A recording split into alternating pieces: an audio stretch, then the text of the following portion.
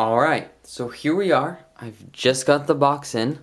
We're going to open this up and see what I ordered. I'll do a quick wristwatch check. Today I'm wearing my CASIO Duro on the NATO. I did a full review of this piece. Feel free to check that out if you're interested. Great little watch for the price, and it'll be fun to do a comparison with what I've just ordered. So, I got my Gerber Tonto here. And let's open this bad boy up.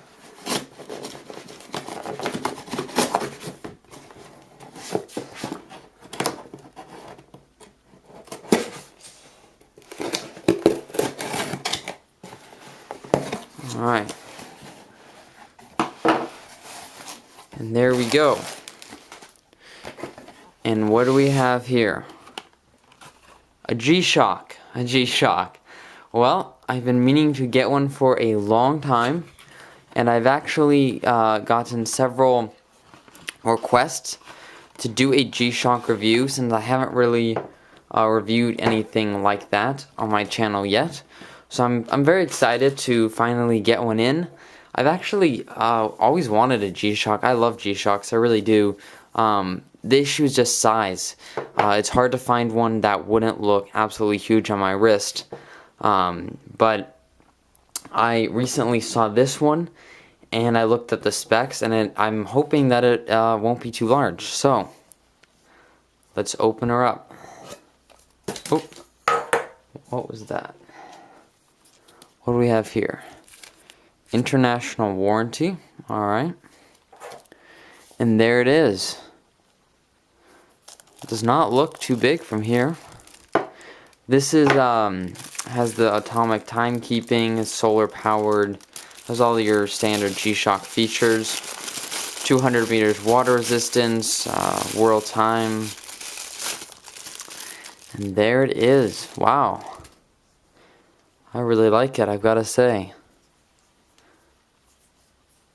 It's got a nice feel to the resin or the rubber, whichever it is. Alright, I'll give you a close-up here of the face of the G-Shock. So first impressions here. Well, the size is really nice. Let me just show it on my wrist here. I really like the size. It was advertised as having a 41 millimeter case size. Not entirely sure if that's accurate, but there you can see it next to the Duro. It is definitely, the case itself seems a touch smaller, but with these, it probably has a similar wrist presence. The band feels very solid, very well made. Compared to like the standard Casio plastic digital watches, of which I've owned a few, this is obviously a considerable upgrade in terms of build quality. But I'm very excited to have this piece in, and I look forward to reviewing it. So if you're interested, stay tuned, and I'll probably do a comparison. I own a Timex Shock digital watch, which is sort of a similar style, I guess you could say, and a few other Casios. I might even review it against this Casio Duro and sort of talk about what makes a good beater watch. And I'll also touch upon the multi-band 6 atomic timekeeping. I've never owned an atomic timekeeping watch, so stay tuned for that if you're interested. In today's video, we're going to be taking a look at a watch which I've been meaning to review for quite a while, and that is the Victorinox SAF Mach 4, reference 24372. Now this is really quite a fascinating watch, but instead of doing a full review on it, I've decided to do 5 things I like and 5 things I dislike. Believe me, it was hard to find 5 things I dislike about this watch. But now, without further ado, I'll roll the introduction, and then we'll jump right in. Stay tuned.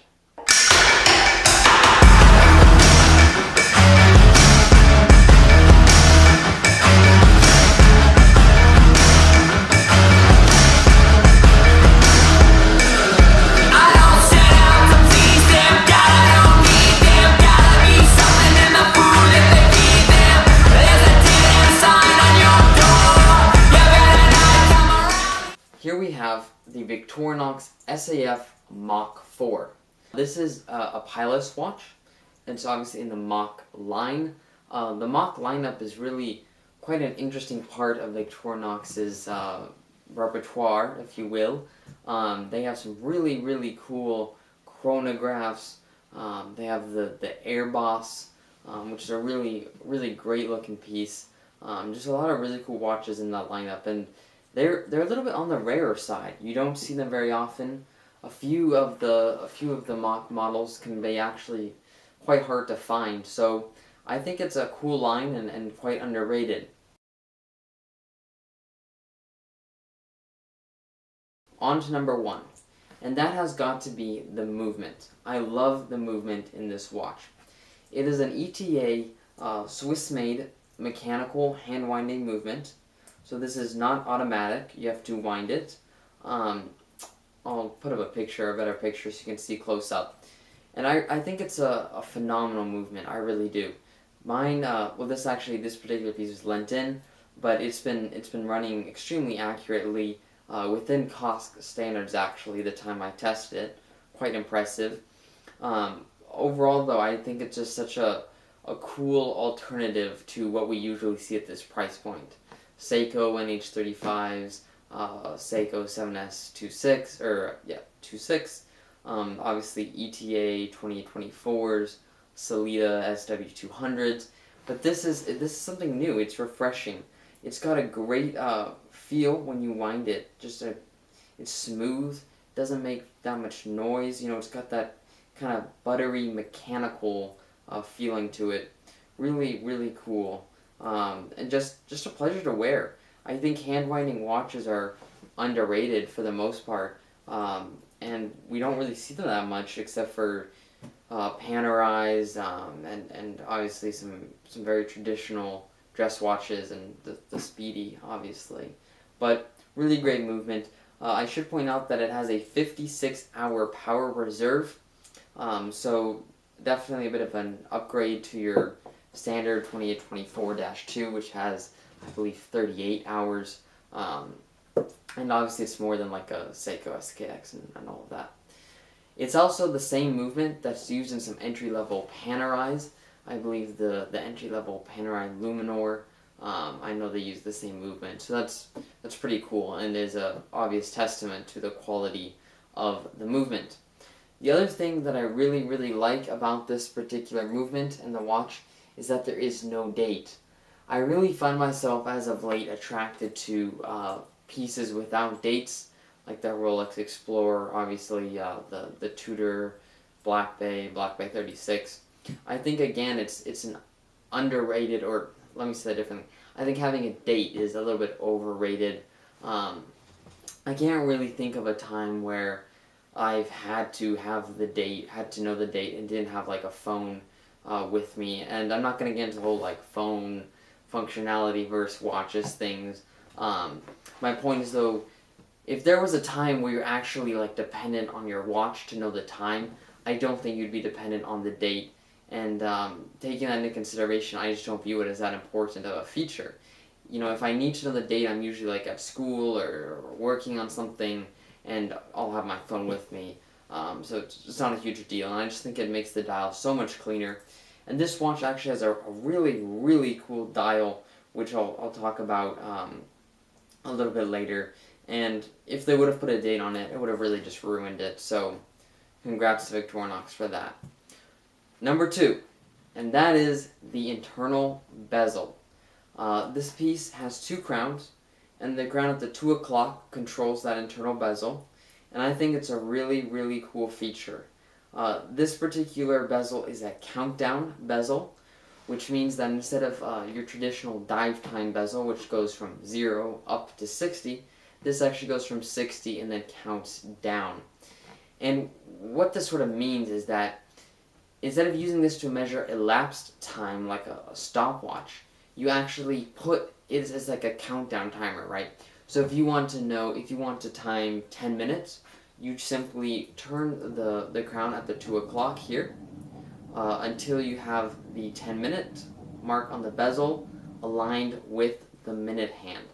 And then obviously as time goes by, when the minute hand lines up with the triangle on the internal bezel, you'll know that your 10 minutes is up. So quite a cool feature. We don't really see countdown bezels that often.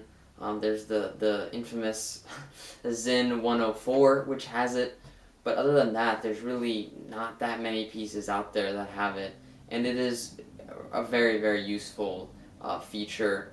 Just as useful if you're trying to time a getaway or a heist or some military operation as it is for cooking and parking timers.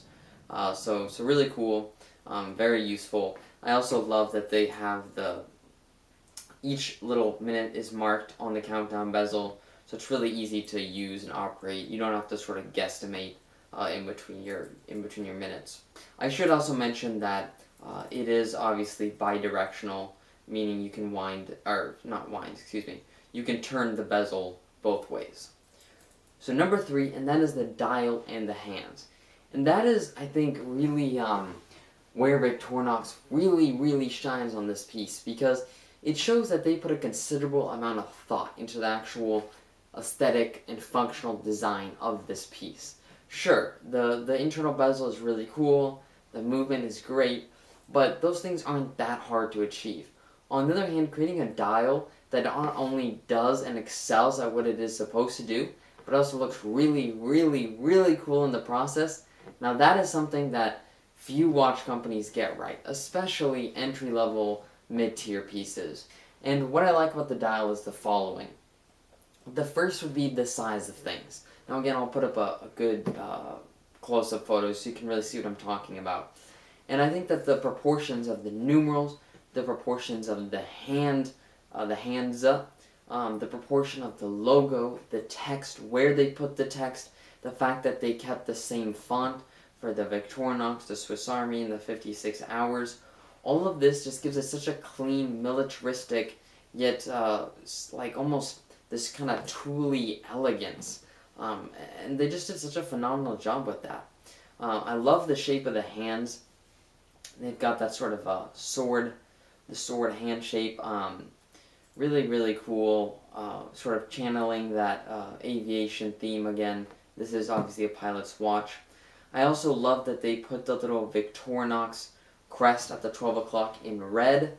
Red is obviously sort of the iconic Victorinox color that you see on their classic pen knives and pocket knives. There's actually a newer model of this particular piece, and I believe that on the newer model it's white. And while it maybe looks a little bit cleaner, I think this is cool because it sort of connects to the brand's heritage a little bit better. And it's a little bit, I don't know if edgy is the right word, but the white crest just plays it really safe. The red one is just a little bit more fun, a little bit more cool, and I really like that on this piece. The other really cool thing about the dial is that it is just so unbelievably legible. It's sort of like an IWC Big Pilot. The loom on this piece is really cool because they actually went the extra mile and loomed up the Arabics. It's not super bright, but it does last a while, and it is easy to read the time. Alright, well, number 4, and we finally arrived at the sub-seconds. I love the sub-seconds on this piece. And again, on the image here, you'll see that the way it works is that basically you've got these like half circle, semicircle tracks, and basically when the long part of the seconds hand goes by, you see from 0 to 30, and then it's sort of the shorter hand takes over as the longer half of the second hand actually goes under the internal bezel, and then you can see from 30 to 60 seconds. I think it's really cool because it's unique, and it also has that sort of aviation airplane gauge look about it, if you will. I think it's so cool. You know, at the end of the day, it does what it's meant to do. It sort of is cool because it, how do I put it? It puts the emphasis on the hour and minute hand, which is a good thing, obviously for legibility, but at the same time, when you need to know the seconds, you have them there, and they're super easy to read. I also love how they off-center that to like be sort of centered on the 7 o'clock. If you look at the photo, you can see what I'm talking about. And I think that, again, looks really cool. And to a certain extent, it sort of helps balance the dial out a little bit, because the crown at the 2 o'clock if you'll notice, is a little bit larger than the crown at the 4 o'clock.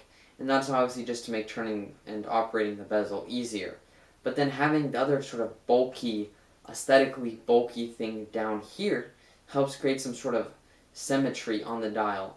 And again, that just goes to show how much thought Victorinox put into this piece. So just absolutely phenomenal. And number 5, our last point, is the way it sits on the wrist. And this, don't confuse this with size, because I'm actually going to talk about size and the dislikes. But the way it sits on the wrist is phenomenal. And why this is the way it is because of how flat the case back is. That hand winding movement is huge, but it's also sitting underneath a flat slab of sapphire crystal with just a very thin edge. So it is like superbly flat. And this just allows it to sit well on the wrist, because if you have a flat wrist like I do, it just sits tight, it hugs the wrist. So even if you have a smaller wrist, again like I do, a larger watch like this can sit a lot more comfortably and just have a snugger fit on your wrist when it has that flat case back. I also just love how exposed the movement is. You've got that huge movement, but the fact that they also went to the trouble of putting in so much sapphire crystal allows you to really see the full movement, which is really cool. So moving on to my 5 dislikes. And I really gotta say that it was a real struggle to come up with 5. I think this is just such a phenomenal piece that, there's just not a lot of things that I dislike about it at all. And some of them are more suggestions or more things that they could have done than dislikes per se. But I'll go through them regardless. So the first one is that I think that the operation of this crown, the 2 o'clock crown which controls the bezel, I would have liked it to be a little bit stiffer, a little bit firmer to turn. Just because I think it would have been a little bit more satisfying, and also it would obviously prevent accidentally turning the bezel. I don't think that would be a huge issue on this piece, just because it's not loose by any means, and it's not going to be touching your actual wrist. So, like I said, I don't think it would be a huge issue. I just think it would have kind of a more satisfying twist feel if it was a little bit firmer. Number 2 is the size. Now, I get that this is an aviation piece, that it's supposed to be very legible, very functional, but 44 millimeters is a little bit pushing it in my opinion. I think that all things considered, the size is justifiable for this piece. It's not like a 42 millimeter dress watch where it's just ridiculous. The size on this watch actually makes sense, is what I'm saying. Obviously, if you look at World War II flieger watches, pilots' watches, I mean, those are huge. 55 millimeter, 60 millimeter, and larger in some cases. And those obviously, those watches were not trying to be cool, right? Those watches were just trying to achieve the highest legibility, the highest functionality that they could. In some cases, those pilots depended on those watches for their lives, for their operational success. So I think it's important to acknowledge that. I don't think Victorinox made this piece to try to make a flashy, trendy piece. I think they made it 44 millimeters because that's what makes sense. But the reason I dislike it is because if you have smaller wrists like mine, it is a little bit of a drawback. I'll show you a close-up wristwatch check with this on my wrist, and I think I could pull it off, but I would have preferred it to be 42 millimeter or maybe even 40. But again, if you do have larger wrists, it's not really a huge deal. Number 3 is the undecorated movement. I think it's a beautiful movement, and I love how they put in that huge case back so you can really see the entire movement, but it would have been nice if there was a little bit more decoration on the movement itself. I get that this is a military piece, it's a very tooly piece, it's all brushed, but I don't know, it seems like almost a little bit of a shame to have the movement so nicely exposed and then not a lot of decoration. Again, I understand that this is not, I think these go for about 400, 500, so it would have probably rammed up the price a little bit if they would have done that. But I do think it would have been nice to see maybe a little bit of Cote de Genève finishing, maybe some pelage work or some blued screws. Just anything like that would have been a nice touch. Number 4 is the dial text. Before I mentioned that I really liked the size and the fact that they kept the same font, but the one thing that perhaps I'm not super fond of is that they chose to write 56 hours on the dial. It doesn't really bother me that much, but I don't really think it's necessary at all. I get it that 56, they're trying to, it is sort of an important piece of this watch, as it is a hand winding movement and you're going to have a higher power reserve, but I just don't, it just doesn't seem like something you really need to know on the dial of your watch. They could have put it maybe on the case back here with some of the other basic information, but again, it's definitely not a huge drawback, at least for me. But I know that there are some people out there who start to freak out anytime there's a little bit of unnecessary dial text on the watch, so keep that in mind if that bothers you. So my last dislike, and it's really more of a suggestion, is that it would have been cool to see some other lume on the bezel insert. It wouldn't have had to necessarily been the numbers themselves loomed up, but maybe it would have been nice to have little lume pips at each of the 5-minute markings, just to make use of the bezel at nighttime or in the darkness a little bit more efficient. You can definitely still use the bezel at night if you had to, but you're going to be definitely guesstimating within a few minutes.